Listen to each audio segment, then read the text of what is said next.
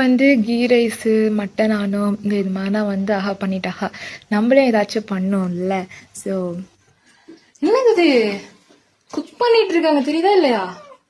Sir cook பண்ணிட்டு இருக்காங்க. இப்படி மேல நின்றா என்ன அர்த்தம்?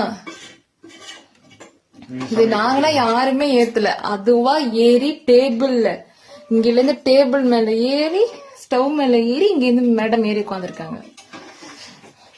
இங்க வா கீழே வாமா. என்ன மேடம் வந்து தனியா இருக்க மாட்டாங்க, எப்பவுமே கூடயே தான் இருப்பாங்க தெரியுதா?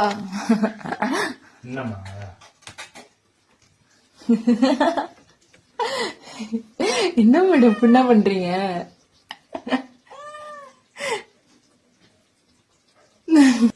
வெண்டைக்காய் பச்சடி தான் வைக்க போகிறேன், வாங்க பார்க்கலாம்.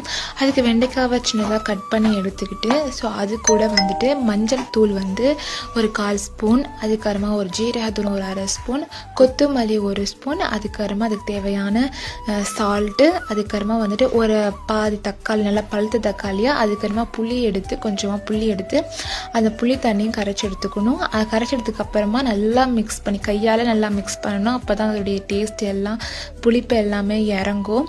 ஸோ அதுக்கப்புறமா அடுப்பை பற்ற வச்சு, ஸோ அதில் வந்து ஆயில் ஒரு 2 ஸ்பூன் எடுத்து, அதுக்கப்புறமா கொஞ்சமாக ஒரு 1/4 ஸ்பூன் ஒரு கரம் மசாலா, அதுக்கப்புறமா வந்து ஒரு வெங்காயம், இந்த மாதிரி நீட்டாக வெங்காயம் கட் பண்ணி போட்டுக்கோங்க. அது கூட வந்துட்டு கருவேப்பிலை ஒரு கைக்கொத்து, கடுகு வந்து ஒரு 1/2 ஸ்பூன், அதுக்கப்புறமா நம்ம வந்து இது எல்லாத்தையுமே அதில் ஊற்றிடலாம். ஊற்றினதுக்கு அப்புறமா கொஞ்சம் வாட்டரியாக தான் இருக்கும். அதை நல்லா சிம்மில் வச்சு கிண்டி விட்டுட்டே இருந்தீங்கன்னா ஃபைனலாக ஒரு ஸ்பூன் வந்து சர்க்கரை போட்டுக்கோங்க. இந்த மாதிரி சாப்பாட்டுக்கு வந்துட்டு பிரியாணியாக இருந்தாலும் சரி, நெய்ச்சோறு எதுவானாலும் சரி, இந்த மாதிரி கொஞ்சம் புளிப்பாக இனிப்பாக ஏதாவது சொல்லிட்டு சாப்பிட்டா தான் எனக்கு பிடிக்கும். உங்களுக்கு எப்படின்னு கமெண்டில் சொல்லுங்கள். ஃபைனலாக நம்ம இதை வந்து சாப்பிட ஆரம்பித்தாச்சு. மட்டன் ஆனும் கீ ரைஸ் பச்சையெல்லாம் வச்சு சாப்பிட ஆரம்பிச்சு சூப்பராக இருந்துச்சு. நெக்ஸ்ட் வீடியோவில் பார்க்கலாம்.